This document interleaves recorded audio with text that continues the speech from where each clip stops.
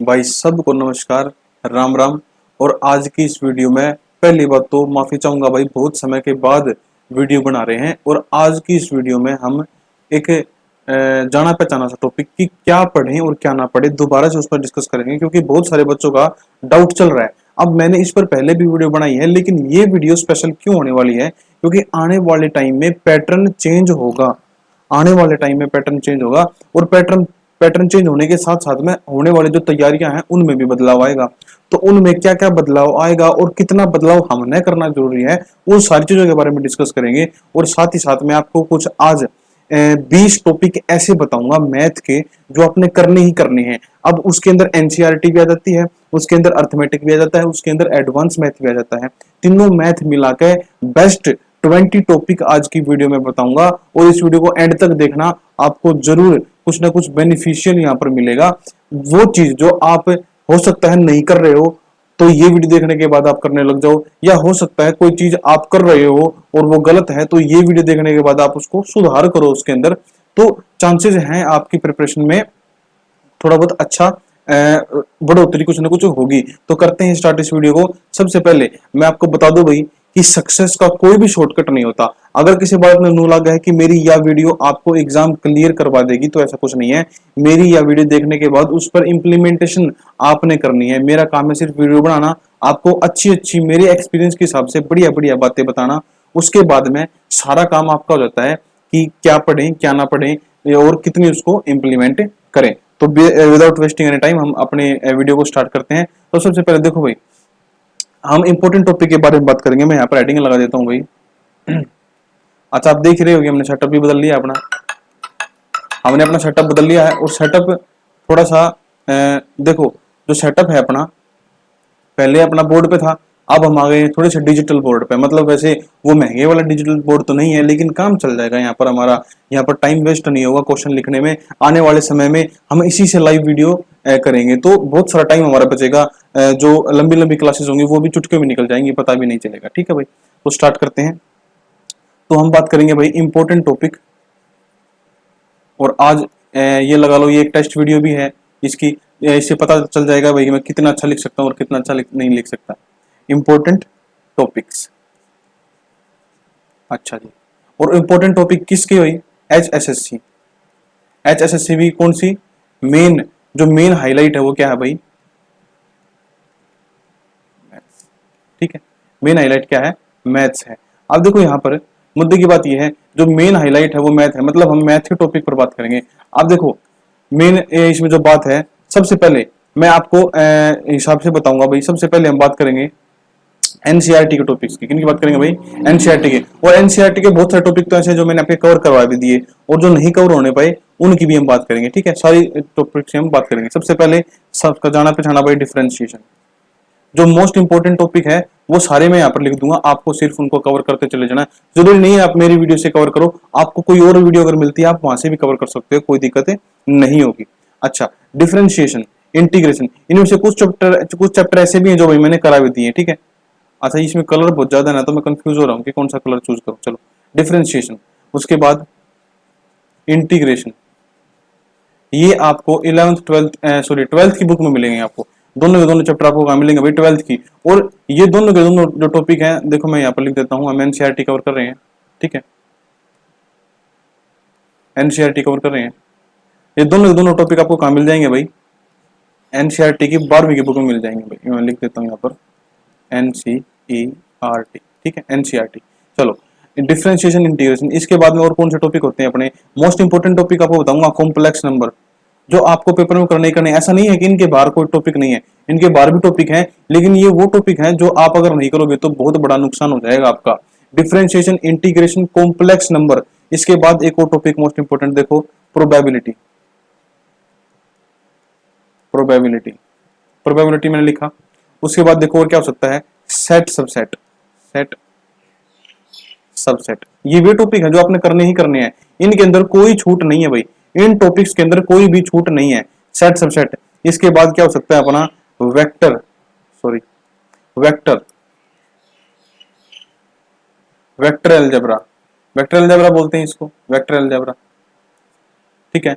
और इसके साथ में मैं यहाँ पे ब्रैकेट में लिख देता हूँ एक 3D ज्योमेट्री का टॉपिक होता है भाई, 3D ज्योमेट्री। आप एक काम करना, मैं आपको एक छोटी सी बात बताता हूँ, पहले आप 3D ज्योमेट्री कवर करना, उसके बाद में आप वेक्टर अलजेब्रा पढ़ना। और देखो ये टॉपिक बताने का उद्देश्य मेरा ये भी है कि अब हमारे पास फिलहाल टाइम है, कोई भी पेपर होने के भी चांस नहीं है। जो नॉर्मली सब बच्चे जिनको फॉर्म भरते हैं उन पेपरों के होने के फिलहाल कोई चांसेस नहीं है। तो हमारे पास पूरा टाइम है, आप करते चले जाओ। वो पेपर 2 महीने में हो, 3 महीने में, कोई फर्क नहीं पड़ता, हमारी तैयारी। और इस वीडियो के एंड में मैं आपको एक बात और बताऊंगा, जितने भी टॉपिक मैं आपको लिखूंगा मैं आपको ये बताऊंगा कि आप उनको कम से कम कितने दिन में या ज्यादा से ज्यादा कितने दिन में कवर कर सकते हैं। वेक्टर अलजेब्रा हमने लिख लिया, इसके बाद कोई बाकी रहता है क्या? एक और है भाई, बाइनोमियल एक्सपेंशन। कितना है? सॉरी, कौन सा है? Binomial expansion. वैसे लिखने में तो ठीक ही है, कुछ ज्यादा दिक्कत वाली बात है नहीं भाई।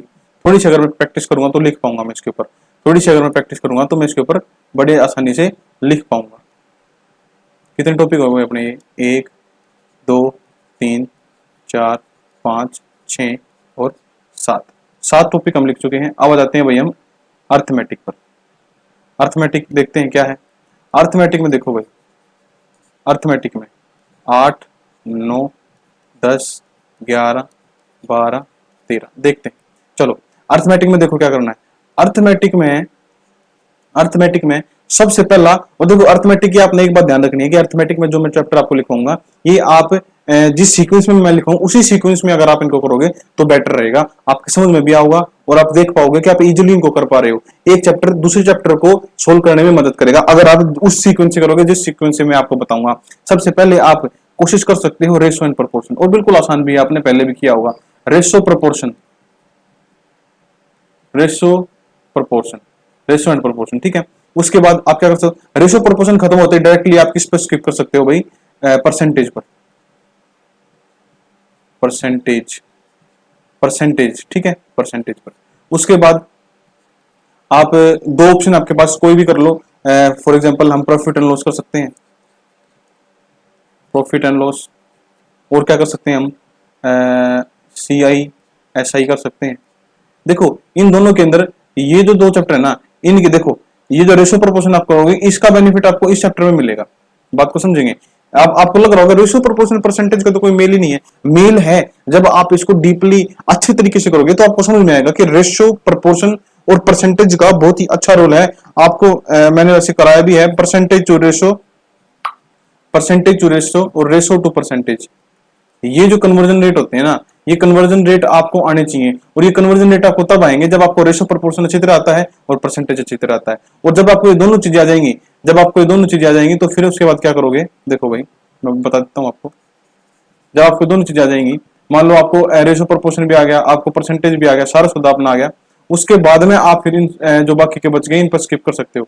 अच्छा रबड़ अपनी थोड़ी स्लो है भाई, वैसे ऐसा क्यों है मेरे को पता नहीं।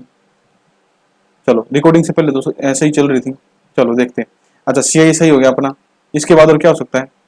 हाँ मैं बता रहा था आपको परसेंटेज के बारे में कि परसेंटेज यहाँ पर अपने काम आऊगा। जैसे कि आपने देखा होगा प्रॉफिट एंड लॉस में आप पढ़ते हो लाभ, प्रॉफिट बोले तो, और हानि, ये बात आप पढ़ते हो। और ये दोनों चीजें आपको किसमें मिलती है? परसेंटेज में। और क्या पढ़ते हो आप इसके अंदर आप डिस्काउंट पढ़ते हो। डिस्काउंट भी आपको किसमें मिलता है? परसेंटेज में मिलता है। उसी प्रकार CISI जो है इसके अंदर आपको क्या मिलेगा? इसके अंदर आपको मिलेगा rate of interest. Rate of interest आपको मिलेगा जो कि परसेंटेज में ही मिलता है, आप सबको पता है। अब रेट ऑफ इंटरेस्ट, ये परसेंटेज में अगर चीजें मिल रही हैं तो मेरे को बताओ क्या इनसे पहले आपको परसेंटेज की नॉलेज नहीं होनी चाहिए ये 2 चैप्टर करने से पहले? तो इसलिए मैंने आपको परसेंटेज इनसे पहले लिखवा दिया। तो ये जो 4 चैप्टर आपके बन गए, 8वां 9वां 10वां और 11वां, ये चारों चैप्टर आप एक साथ करें और इसी सीक्वेंस में करें तो बहुत बेनिफिट होगा। इसके बाद आते हैं हम अगले चैप्टर पे। अगला चैप्टर कौन सा रहेगा अपना? अगला चैप्टर देखो भाई, अच्छा देखो आप सबका फेवरेट, जो कोई भी टीचर मैथ स्टार्ट करने से पहले सबसे पहले वही छेड़ता है, क्योंकि उसका लेना देना नॉर्मली किसी और चैप्टर से नहीं है।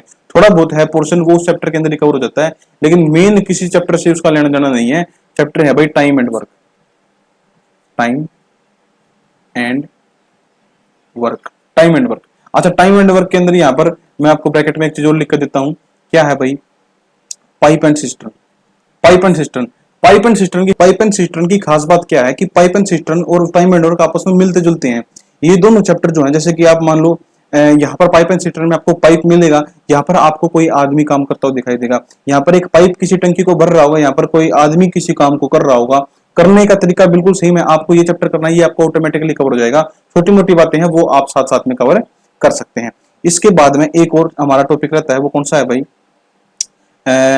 ये है अपना रेलगाड़ी वाला, मतलब कि एसटीडी। एसटीडी रेलगाड़ी, एसटीडी बोले तो स्पीड, टाइम, डिस्टेंस। ठीक है, स्पीड, टाइम और डिस्टेंस, जो चैप्टर भी इंपॉर्टेंट है और आपके पेपर में क्वेश्चन भी यहां से देखने को मिलता है। तो हमने कितने टॉपिक लिखे भाई, हमने यहाँ पर लिखे 6 टॉपिक, जो कि किससे रिलेटेड है भाई, आपके अर्थमेटिक से रिलेटेड है। इनके स्क्रीनशॉट मारते रहो भाई, इन सारे टॉपिक्स के स्क्रीनशॉट आप मारते रहना। आज जो लाइनें हैं वो थोड़ी सी आडी फाडी हो सकती हैं, क्योंकि पहली बार हम इस तरीके से लिख रहे हैं। ठीक है, पहली बार मैं लिख रहा हूँ तो लाइनें थोड़ी बहुत आडी फाडी हो सकती हैं। ठीक है, आपने साथ देना है मेरा इसमें। चलो, अर्थमेटिक हो गया है। अब बात करते हैं अगले मुद्दे पर आते हैं। देखो भाई, अगला क्या है, ये देखना रंग कितना चेहरा आएगा, हट पीछे। देखो भाई, अब हम बात करते हैं एडवांस की। एडवांस की, ठीक है। मेरे हिसाब से एक रंग हमारा व्हाइट भी होना चाहिए, क्योंकि हम ब्लैक पर लिख रहे हैं। ओके ओके, चलो जी, हो गया, ये लो। चलो, अब देखो एडवांस मैथ में, देखो ध्यान से, एडवांस मैथ में 14, 15, 16, 17, 18, 19 और 20। एक मिनट, मेरे पास जगह थोड़ी क्यों है, मैं इतने भिड़े भिड़े क्यों लिख रहा हूँ? मेरे सर में गुमड़ा है क्या? मेरा बोर्ड छोटा है? बिल्कुल नहीं है।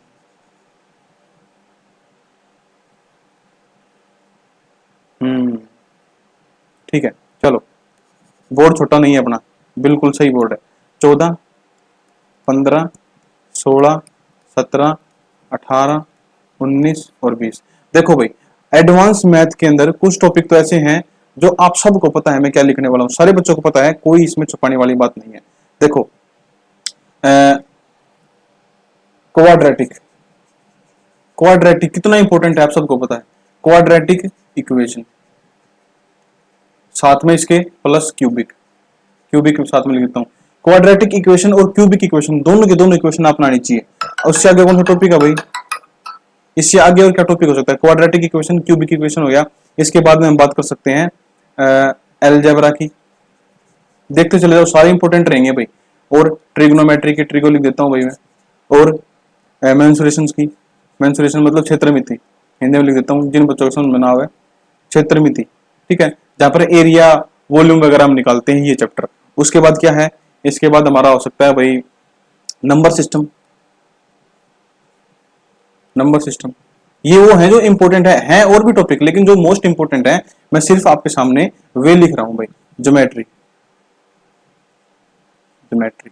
और क्या रहेगा लास्ट चैप्टर, और सबसे बढ़िया, देखो लास्ट चैप्टर है लेकिन आसान नहीं है और मुश्किल भी नहीं है, नॉर्मल सा चैप्टर है, आप आराम से कर लेंगे, बिल्कुल सिंपल सा चैप्टर है। चैप्टर कौन सा है भाई? देखो, एपी। यहाँ पर क्या है, चैप्टर तो बिल्कुल आसान है, एपी, जीपी और एचपी, ये मैंने करा भी रखा है भाई। ये चैप्टर मैंने करा रखा है, आसान है, लेकिन इसमें वैरायटी बहुत ज्यादा है, आपको क्वेश्चन किसी भी प्रकार से घुमा के वो दे सकता है, एपी, जीपी और एचपी। तो आप ध्यान देने वाली बात यह है कि हमने कुल मिला के 20 टॉपिक देखे। एक मिनट बाद, ध्यान देने वाली बात यह है कि हमने कुल मिलाकर 20 टॉपिक देखे।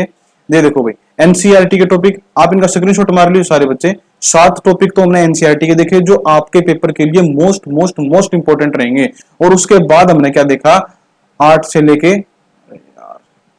ये उठ आते हैं भाई अपने आप पे, ठीक है, इनका मन करता है उठ खाने का ऊपर। चलो, 8 से लेके 13 तक हमने फिर देखा अर्थमेटिक के वो टॉपिक जो हम कर सकते हैं। अर्थमेटिक के टॉपिक यहाँ पर मैं पूरा लिख देता हूँ, आते वाले लोग सोचेंगे क्या लिख रखे हैं, अर्थमेटिक। ठीक है, अर्थमेटिक के वो टॉपिक जो हम कर सकते हैं। उसके बाद हमने देखे एडवांस के 7 टॉपिक जो आपके पेपर के लिए मोस्ट इंपॉर्टेंट रहेंगे।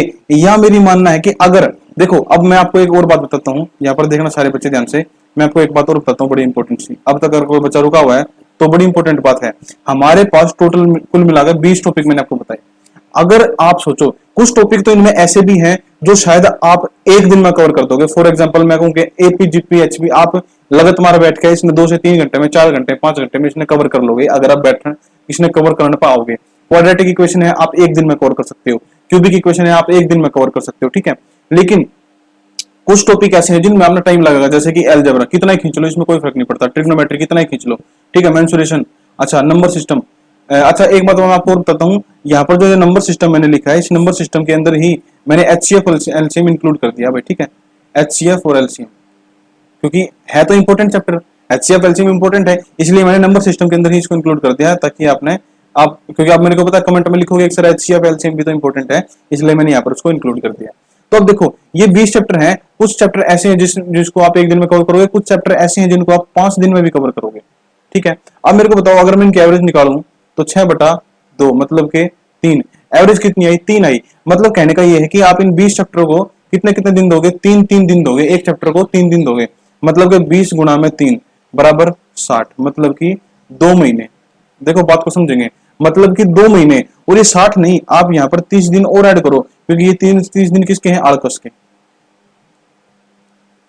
आलकस, यो आलकस भी जरूरी है भाई, आलकस मतलब कि जरूरी थोड़ी आप डेली पढ़ोगे, बीच में 1 दिन 2 दिन 4 दिन 5 दिन आपका आलकस भी होगा, आप लगातार एक एक हफ्ता ना पढ़ो, तो वो 30 दिन भी मैंने इंक्लूड कर लिए, बतेरे इंक्लूड कर लिए, इसका फालतू आलकस अगर कोई ना करे है तो फिर तैयारी छोड़ दो भाई, ठीक है।